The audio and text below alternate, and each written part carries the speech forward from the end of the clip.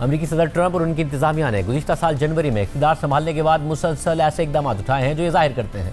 کہ امریکہ اس وقت بھی دنیا کی سب سے بڑی سپر پاور تو ہے اور وہ عالمی سطح پر اپنی طاقت کا بھرپور مظاہرہ بھی کر رہا ہے۔ ٹرمپ انتظامیہ کے اقدامات نہ صرف ان کے سیاسی مخالفین کے لیے واضح پیغام ہیں بلکہ اس سے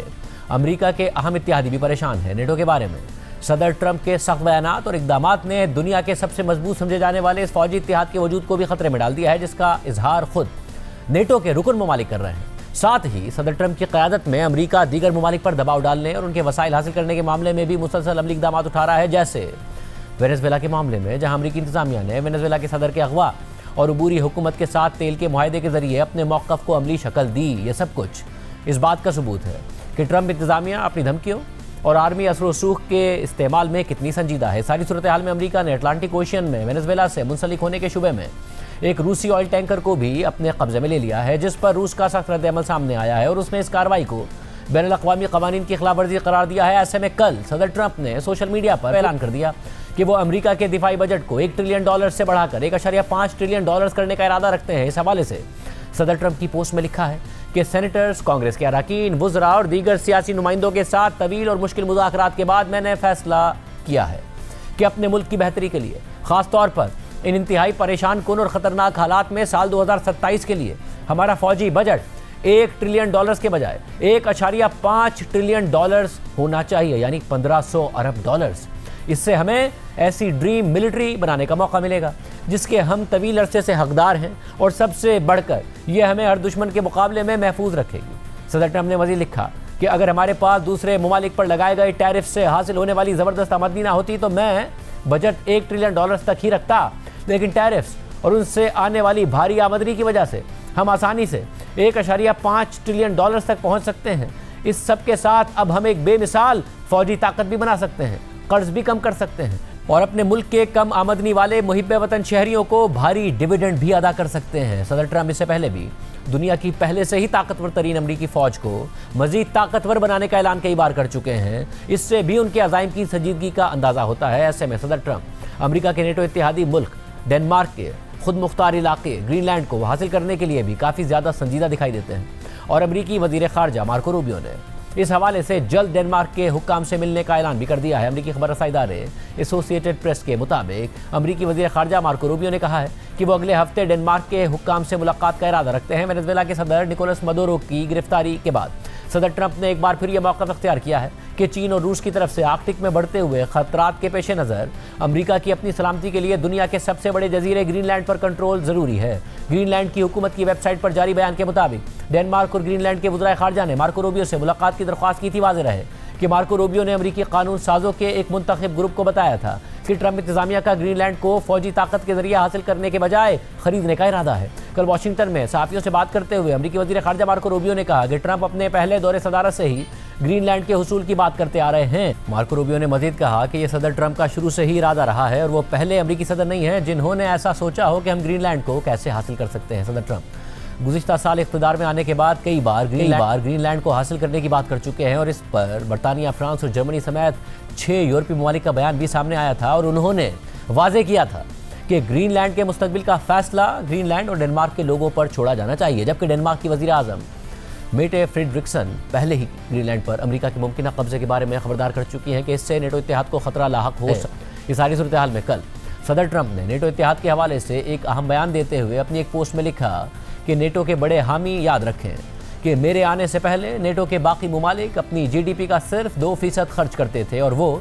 اپنے زیادہ تر بلز بھی ادا نہیں کر رہے تھے۔ امریکہ بے وقوفانہ طور پر ان کی ادائیگیاں کر رہا تھا۔ میں نے احترام کے ساتھ انہیں جی ڈی پی کا 5% خرچ کرنے تک پہنچا دیا، اور اب وہ فوراً ادائیگی بھی کرتے ہیں۔ سب کہتے تھے کہ یہ ممکن نہیں ہے، لیکن یہ ممکن ہو گیا کیونکہ سب سے بڑھ کر وہ سب میرے دوست ہیں۔ ٹرمپ کی پوسٹ میں مزید لکھا ہے کہ میری مداخلت کے بغیر آج روس کے پاس پورا یوکرین ہوتا۔ یہ بھی یاد رکھیں کہ میں نے اکیلے 8 جنگیں ختم کی، اور نیٹو کے رکن ناروے نے احمقانہ طور پر مجھے نوبیل انعام نہ دینے کا فیصلہ کر لیا، لیکن اس سے بھی کوئی فرق نہیں پڑتا۔ اہم بات یہ ہے کہ میں نے لاکھوں جانیں بچائیں۔ امریکہ کے بغیر روس اور چین کو نیٹو کا کوئی خوف نہیں ہے، اور مجھے اس بات پر بھی شک ہے کہ اگر ہمیں واقعی ضرورت پڑی تو نیٹو ہماری مدد کرے گا۔ سب خوش قسمت ہیں کہ میں نے اپنی پہلی مدت میں اپنی فوج کو دوبارہ مضبوط کیا، اور اب بھی کر رہا ہوں۔ ہم ہمیشہ نیٹو کا ساتھ دینے کے لیے موجود ہوں گے، چاہے وہ ہمارے لیے موجود نہ ہو۔ چین اور روس جس ملک سے ڈرتے ہیں اور اس کا احترام کرتے ہیں وہ ڈونلڈ ٹرمپ کی جانب سے دوبارہ بنایا گیا امریکہ ہے۔ دوسری جانب کل امریکی فورسز نے آئس لینڈ کے قریب اٹلانٹک اوشن میں ایک روسی آئل ٹینکر کو اپنے قبضے میں لے لیا ہے۔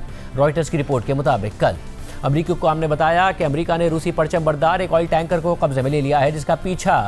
ایک روسی آبدوز کر رہی تھی۔ آئس لینڈ کے قریب اٹلانٹک اوشن میں یہ کارروائی 2 ہفتوں سے زیادہ تعاقب کے بعد کی گئی اور یہ امریکہ کی جانب سے وینزویلا کی تیل برآمدات روکنے کی کوششوں کا حصہ تھی۔ رپورٹ میں مزید لکھا ہے کہ ایسا لگتا ہے کہ حالیہ برسوں میں یہ پہلا موقع ہے کہ امریکی فوج نے کسی روسی پرچم والے جہاز کو ضبط کیا ہو۔ میری نیرا نامی یہ ٹینکر جو پہلے بیلا 1 کہلاتا تھا، اس کارروائی سے پہلے کریبین میں امریکی بحری ناکہ بندی سے بچ نکلنے میں کامیاب ہو گیا تھا۔ ایکس پر ایک پوسٹ میں امریکی فوج کے یورپی کمانڈ نے کہا کہ ٹرمپ انتظامیہ نے امریکی پابندیوں کی خلاف ورزی پر اس جہاز کو قبضے میں لے لیا ہے۔ رپورٹ میں مزید لکھا ہے کہ 2 امریکی حکام نے رائٹرز کو بتایا کہ بدھ کی کارروائی امریکی فوج اور امریکی کوسٹ گارڈ نے انجام دی۔ ایک اہلکار کے مطابق امریکی خصوصی فورسز نے ابتدا میں ٹینکر کو اپنے قبضے میں لے لیا لیکن بعد میں وہ اس جہاز سے نکل گئے اور اب یہ ٹینکر امریکی کوسٹ گارڈ کے کنٹرول میں ہے۔ امریکی حکام نے مزید بتایا کہ کارروائی کے دوران روس کے فوجی جہاز بھی اسی علاقے میں موجود تھے جن میں ایک روسی آبدوز بھی شامل تھی۔ یہ واضح نہیں تھا کہ یہ روسی جہاز کارروائی کی جگہ کے کتنے قریب تھے،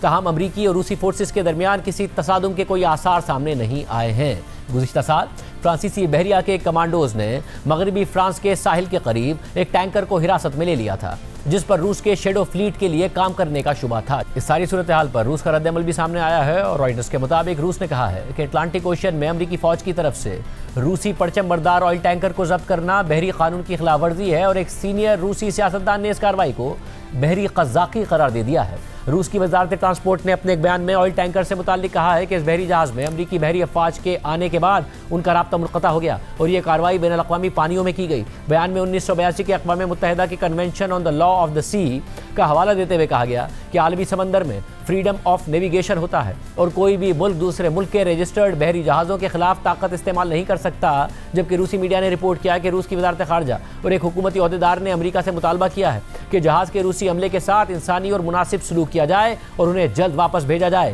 ایک سینئر روسی قانون ساز نے روسی میڈیا کو بتایا کہ اس عمل کو 21ویں صدی کی قزاقی کہا جا سکتا ہے اور پابندیاں کسی جہاز کو ضبط کرنے کا جواز نہیں ہیں۔ اس کے علاوہ کل امریکی کوسٹ گارڈ نے لاطینی امریکہ کے قریب سمندر میں وینزویلا سے منسلک ایک اور آئل ٹینکر کو بھی اپنے قبضے میں لے لیا جس پر پاناما کا جھنڈا لگا ہوا تھا۔ اس ساری صورتحال میں وینزویلا کی عبوری حکومت کے ساتھ تیل کی خریداری کے اعلان اور اس معاہدے کی رقم اپنے پاس رکھنے کے فیصلے کے بعد کل صدر ٹرمپ نے اس حوالے سے ایک اور پوسٹ کرتے ہوئے لکھا کہ مجھے ابھی بتایا گیا ہے کہ وینزویلا ہمارے ساتھ ہونے والے نئے تیل کے معاہدے سے ملنے والی رقم سے صرف امریکی مصنوعات خریدنے جا رہا ہے۔